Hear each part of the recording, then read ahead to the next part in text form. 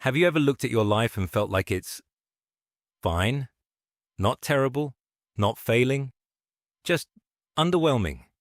Your job works. Your relationships are okay. Nothing is obviously wrong, but nothing feels right either. And that's the part no one talks about.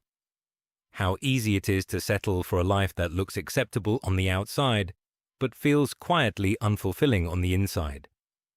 Because people who settle for less don't usually realize they're doing it. It doesn't feel like giving up. It feels like being realistic, responsible, practical. Most of the time, it started long before adulthood. When you were young, when you learned that mistakes had consequences, that standing out could lead to judgment, that taking risks didn't always end well. Maybe you were praised for being easy, for not causing trouble, for doing what was expected instead of what you actually wanted. So you adapted. You stopped aiming too high. You stopped taking chances. You stayed within limits that felt safe. Over time, that safety became your identity. Now, as an adult, it shows up everywhere. You choose the stable job over the meaningful one. You stay where you're comfortable instead of where you could grow. You avoid opportunities, not because you can't handle them, but because they come with uncertainty. Uncertainty feels dangerous, so you tell yourself, "This is enough. I should be grateful. Other people have it worse." And maybe that's true, but it doesn't change the quiet feeling that something is missing. Because settling doesn't eliminate desire, it just buries it. You still feel it when you see someone take a risk you've avoided.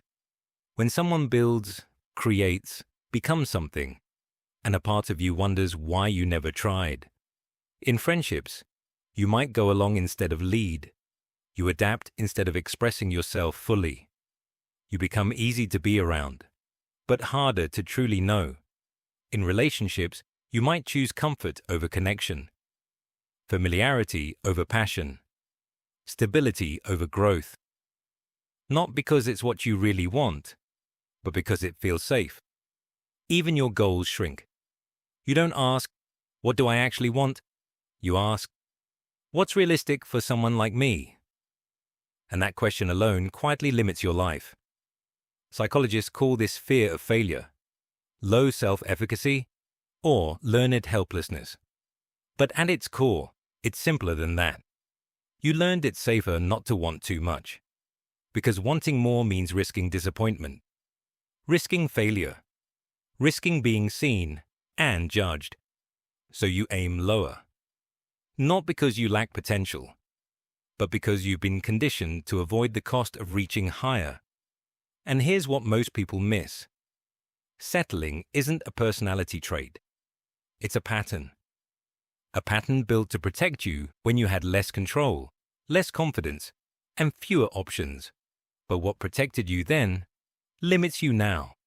The same instinct that keeps you safe also keeps you small. The longer you stay there, the more normal it feels. That's the trap. Not failure, not lack of ability. Comfort. Predictable, manageable, acceptable comfort. The kind that slowly trades your potential for stability you didn't consciously choose. But things can change. Not all at once. Not dramatically, but deliberately. It starts with noticing, where you're choosing comfort over growth, where you say no out of fear instead of preference, where you shrink yourself to fit a life that doesn't fit you. Then it continues with small risks. Speaking up when you'd normally stay quiet. Trying something you might fail at. Pursuing something without knowing how it will turn out. Not to prove anything, but to show yourself that discomfort isn't danger. That you can survive uncertainty. That you can handle more than you've allowed yourself to believe.